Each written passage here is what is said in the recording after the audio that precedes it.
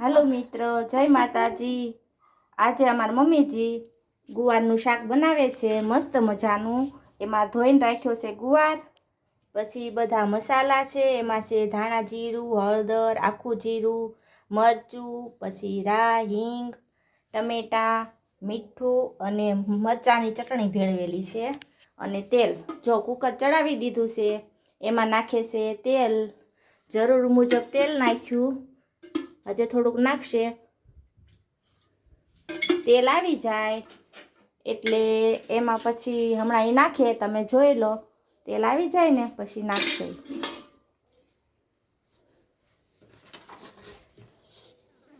જો તેલ આવી ગયું છે, હજે નથી આવ્યું તેલ। તેલ આવતા થોડીક વાર લાગે। જો તેલ આવી ગયું છે, એમાં નાખી રાઈ, આખું જીરું, પછી નાખશે હિંગ। હિંગ નાખી દીધી છે। હવે છે ગુવારનો વારો। ગુવાર નાખે છે હવે। જો કેવો છણકારો બોલ્યો। મસ્ત શાક બનશે। આખો વિડીયો જોજો એટલે તમને ખબર પડી જાય કે આખા ગુવારનું શાક કેવી રીતે થાય। તો બધો ગુવાર નાખી દીધો છે, થોડોક હલાવી નાખ્યો છે એટલે તેલ બધામાં આવી જાય કે નહીં। થોડોક હલાવી નાખવાનો આવી રીતના।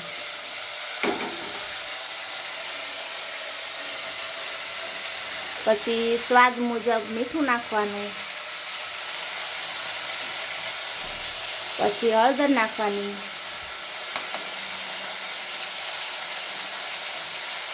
હળદર થોડીક વધારે નાખો તો સારું લાગે એમ।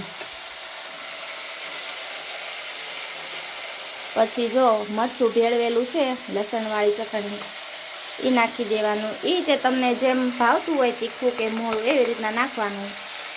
આ થોડુંક તીખું હોય તો સારું લાગે એટલે થોડુંક તીખું બનાવીએ।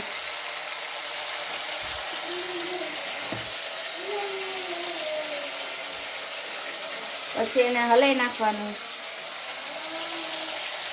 મરચું નાખ્યું છે, બધા મસાલા મિક્સ થઈ જાય એટલે એને હલાવી નાખવાનું। હરખું કે આખો ગુવાર છે એટલે હરખું હલાવાય તો નહીં, પણ તોય થોડુંક મરચું મેળ થઈ જાય એટલે થોડુંક હલાવી નાખવાનું। જો આવી રીતના જેને ભાવતું હોય કોમેન્ટ કરીને મોકલજો કે અમને ભાવે છે ગુવારનું શાક અને કોણ કોણ બનાવે છે। અને જો હવે ટમેટાનો વારો છે, ટમેટા નાખી દીધા છે। એક આખું મોટું ટમેટું હતું એ નાખી દીધું। જો જેમ ટમેટું ઝાઝું હોય એમ સારું લાગે, એટલે ટમેટું ઝાઝું નાખો તો સારું ખાટું મીઠું શાક થાય।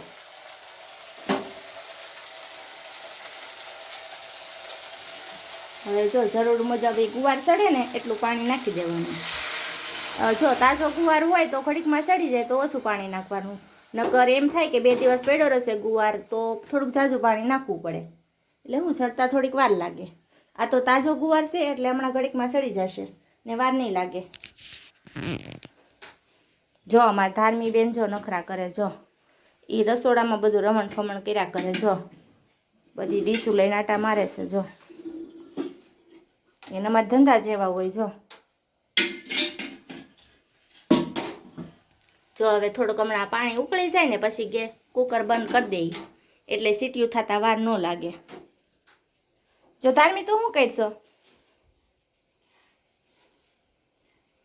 એને બોલવાનું નહીં, થોડીક કોથમરી નાખી દેજો એટલે શું કે એમાં સ્વાદ આવી જાય। ઉપરથી પછી નાખવી પછી મોઢામાં આવે એટલે હું આમાં નાખી દે ને તો સડી જાય હરખી।